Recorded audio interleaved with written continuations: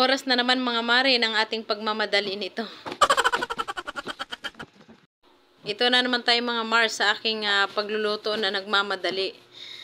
Ayan nga po, at ako'y kukuha ng, pupunasan ko nga pala muna ang lamesa. Siyempre bago ako magsimula mga mare ay pupunasan ko muna ang lamesa bago ang lahat. Bakit kaya mga mare pag oras na pag ako'y nagluluto ay kung ano-ano ang aking makita, ayan.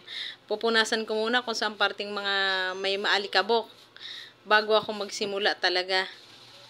At syempre mga mare, habang nagpapakulo ako ng mainit na tubig, at ayan, mga halikwat muna ako dyan sa mga gilid kung ano-ano yung mga dapat ligpitin. Kasi grabe na talaga, grabe na mga mare ang kalat, nagsanggumamot na talaga, oy. Hindi ko na talaga kaya mga Mars na daan-daanan lang yan daghang, kaig mga kalat diha. Pakiramdam ko tuloy na anay daghang bitin diha, oy. Samutsari na diha mga nakalapag diha sa among lamesa mga Mars.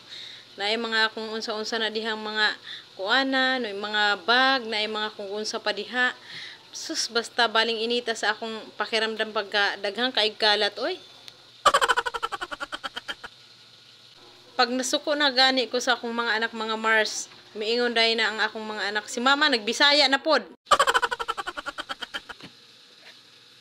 Ayan mga Mars, hindi pa ako tapos sa aking mga paghahalikwat. Kay akong tiningnan ang bag ni ate, mauday nga nangawa ang mga panyo, kay naadahin nagtambak sa iyang bag di ay mga panyo di ay, oh. Ayan, sa akong paghahalikwat, nakakita ako ng mga lip tint.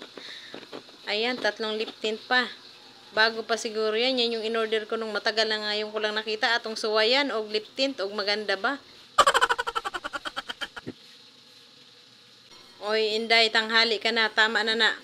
Habang nagliligpit nga ako mga Mars, ay ang aking pangatlong anak na si Marcia ang nagprito ng isda. Kasi tanghali na nga naman daw ako mga Mars. Kasi nagising kasi ako anong oras na. Ayan, at ililigpit ko na